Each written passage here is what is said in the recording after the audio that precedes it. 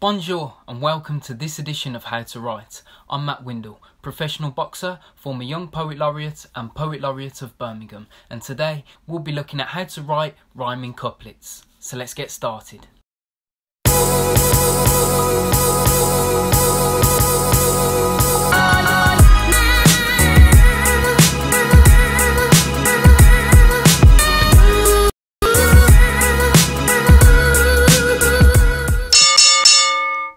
The word couplet derives from the French language meaning two and can be traced back to the late 16th century. If you look, it's spelt the same as the word couple, just with the letter T added to the end of the word.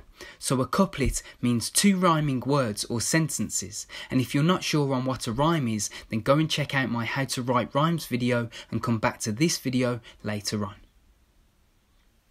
So, we know what a rhyme is, and we've established that a rhyming couplet is two words that rhyme at the end of each line.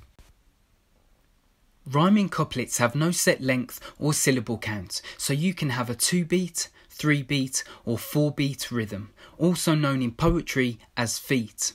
For example, here's a 4-beat couplet. We are ready to rap and we're ready to rhyme with every word at the end of the line.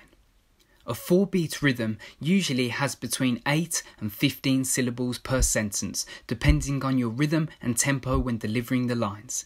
Here's an example of a 2-beat couplet. I can rhyme at the end of the line. As you can see, that couplet is only half the length. A limerick is a form of poetry that includes the use of a 3-beat and 2-beat rhyming pattern, and Shakespearean sonnets follow a 4-beat sentence structure as well as using rhyming couplets. Rhyming couplets usually follow an A-A-B-B rhyme scheme. That means that the final word in line 1 and 2 will rhyme with one another. Different sounding words in line 3 and 4 will then rhyme, and so on. Any 4-line stanza in a poem is referred to as a quatrain, and a stanza in a poem is like the verse of a song or even a paragraph in a story. Quatrains are extremely popular in rap and grime, as well as many other genres of music. Begin with a word burst by writing at least 15 words associated with the theme of your poem, and then have a go at writing some of your own rhyming couplets. Come back when you've created 4 or 6 lines. Another form that you may wish to attempt is an alternate rhyme scheme. An alternate rhyme follows an A-B pattern, hence the name, and it's alternates that make up the first 12 lines of a Shakespearean sonnet.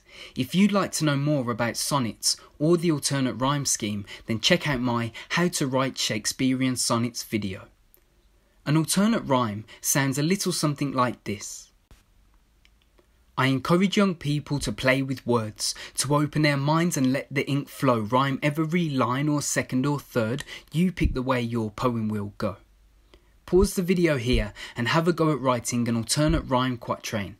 Come back when you're done and I'll explain the next task.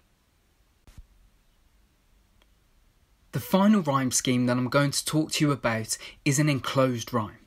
Now this has an A-B-B-A or an A-B-C-A pattern.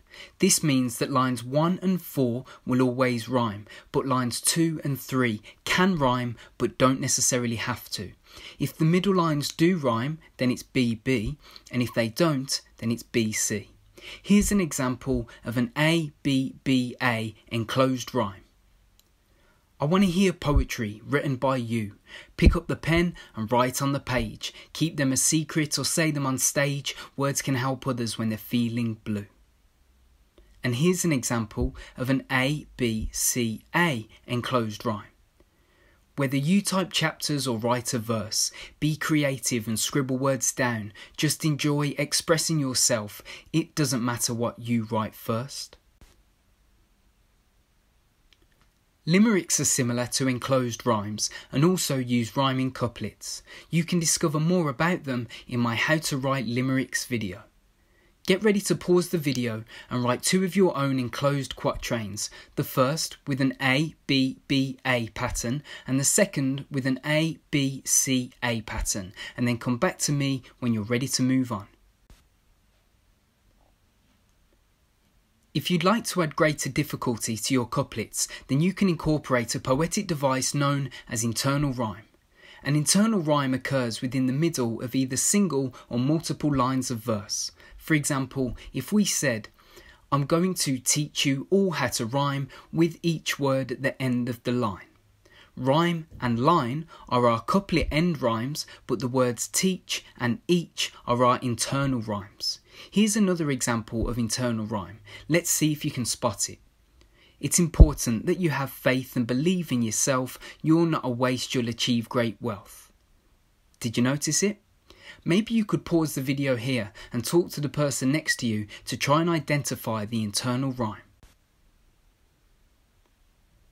Well done if you got both of them, because there's two lots of internal rhyme in that couplet: faith and waste, as well as believe and achieve. Then self and wealth rhyme to complete the couplet. Try writing your own internal rhyme and see how you get on.